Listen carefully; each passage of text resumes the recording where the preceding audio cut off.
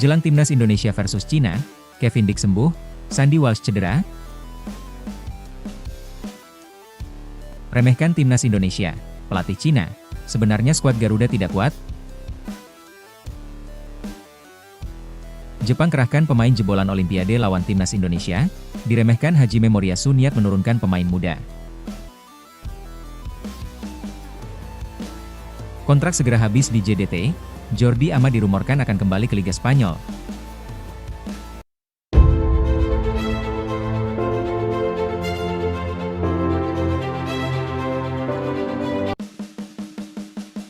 Jelang timnas Indonesia versus Cina, Kevin Dick sembuh, Sandy Walsh cedera.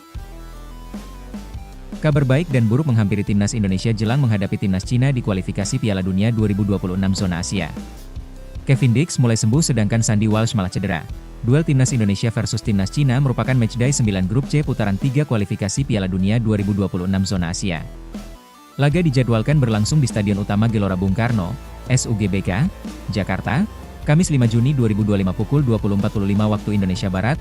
Jelang duel tersebut, timnas Indonesia telah memanggil 32 pemain untuk mengikuti pemusatan latihan, TC, di Bali mulai 26 Mei 2025. Dick dan Walsh masuk dalam daftar tersebut. Pemanggilan Dick sempat dipertanyakan lantaran sang pemain absen dalam sebulan terakhir bersama FC Copenhagen.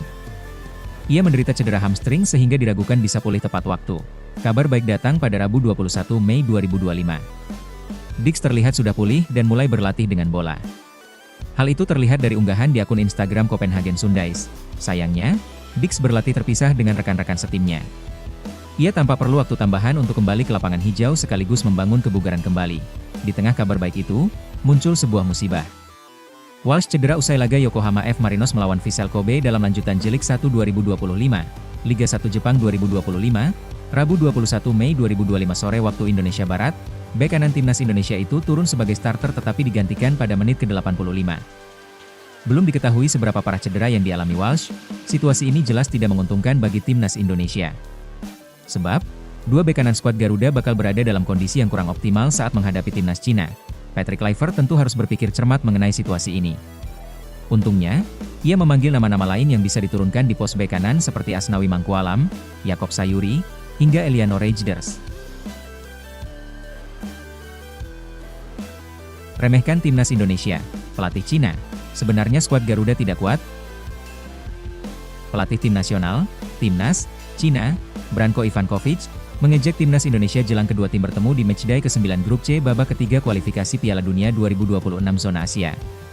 Menurut Ivankovic, sejatinya skuad Garuda bukanlah tim kuat, namun semenjak diperkuat sejumlah pemain keturunan, membuat pasukan Patrick Kluivert itu kini menjadi lawan yang sulit dihadapi. Ya, Cina akan menghadapi timnas Indonesia dalam lanjutan grup C babak ketiga kualifikasi Piala Dunia 2026. Laga itu akan dimainkan di Stadion Utama Gelora Bung Karno, SUGBK, Jakarta, Kamis 5 Juni 2025 mendatang. Jelang laga tersebut, tim Dragons, julukan timnas Cina, menyoroti kekuatan timnas Indonesia. Terkhusus pada pemain keturunan yang dimiliki skuad Garuda karena dinilai sangat mendongkrak performa tim. Ivankovic pun menilai kalau timnas Indonesia sebenarnya bukan tim yang kuat jika dihuni pemain lokal. Tapi, skuad Garuda menjadi berbahaya dengan adanya para pemain keturunan yang saat ini dimiliki. Kami harus bermain dengan 100% kemampuan, kata Ivankovic. Indonesia mungkin bukan tim kuat secara tradisional, tapi dengan skuad naturalisasi mereka menjadi lawan yang sulit dihadapi. Ungkapnya, tak bisa dipungkiri, kehadiran pemain naturalisasi memang membuat timnas Indonesia semakin kuat. Apalagi, mereka semua memiliki kualitas individu yang ciamik. Misalnya, Ula Romeni yang sukses mencetak 2 gol di 2 laga terakhir skuad Garuda. Saat ini, Patrick Kluivert telah memanggil 32 pemain timnas Indonesia untuk menjalani pemusatan latihan, TC, di Bali yang dijadwalkan berlangsung pada Minggu 25 Mei 2025. Dari nama-nama yang dipanggil, 19 diantaranya merupakan pemain keturunan. Menariknya, dari 19 pemain itu, 10 diantaranya belum pernah dihadapi oleh Cina ketika bersua pada Oktober 2024 lalu. Kondisi ini tentu menjadi keuntungan tersendiri bagi timnas Indonesia. Tak ayal jika Ivankovic cukup ketar-ketir dengan kualitas individu yang dimiliki pemain keturunan skuad Garuda.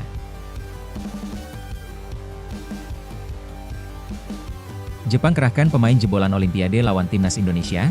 Diremehkan Hajime Moriyasu niat menurunkan pemain muda. Hajime Moriyasu menyatakan bakal mengerahkan pemain jebolan Olimpiade 2024 Paris untuk melawan timnas Indonesia di lanjutan kualifikasi Piala Dunia 2026. Niat Moriyasu menurunkan pemain muda untuk membuka kesempatan bagi penggawa junior guna berkembang. Jepang bakal melakukan romba besar-besaran lawan timnas Indonesia. Pelatih tim nasional Jepang Hajime Moriyasu akan memanggil pemain jebolan Olimpiade dalam jumlah besar di sisa 2 pertandingan kualifikasi Piala Dunia 2026 bulan depan lawan Australia, 5 Juni, dan Indonesia, 10 Juni, tulis media Jepang, Sponichi. Jepang akan menjamu timnas Indonesia pada 10 Juni mendatang. Laga tersebut adalah matchday ke-10 atau duel penutup putaran ketiga kualifikasi Piala Dunia 2026 zona Asia bagi masing-masing tim. Moriyasu dikabarkan bakal mencoret 10 pemain Jepang senior untuk memberi peluang kepada 8 nama yang tampil di Olimpiade 2024. Saya ingin menampilkan pemain yang bisa jadi kekuatan kami di masa depan dan merasa tertantang untuk mengembangkan taktik di tim, ujar Moriyasu. Beberapa nama jebolan Olimpiade 2024 yang bakal diorbitkan adalah pemain klub kasta kedua Liga Inggris Bristol City, Yu Hirakawa. Kemudian ada pula Shunsuke Mito yang sedang membela klub Liga Belanda Sparta Rotterdam. Bukan tanpa alasan Jepang bakal memanggil pemain muda lawan timnas Indonesia. Sebab tim Samurai Biru sudah memastikan tiket Piala Dunia 2026 karena dominan di grup C. Jepang ada di peringkat pertama dengan 20 poin. Posisi Jepang sudah tidak mungkin digeser oleh siapapun dari puncak klasemen grup C.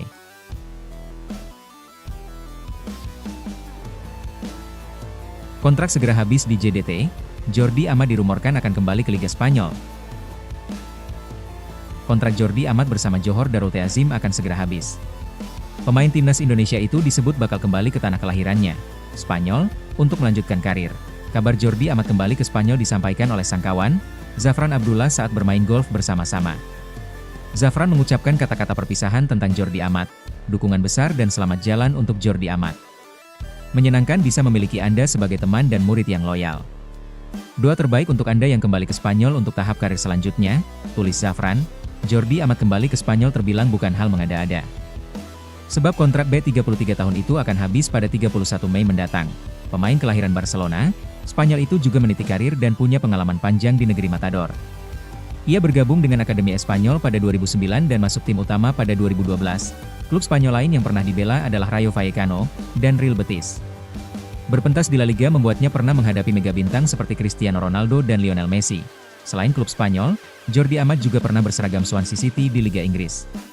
Ia sempat melebarkan sayap ke Liga Belgia bersama KAS Eupen sebelum bergabung ke JDT pada 2022. Kini Jordi Amat tengah fokus di pemusatan latihan timnas Indonesia jelang putaran ketiga kualifikasi Piala Dunia 2026 zona Asia.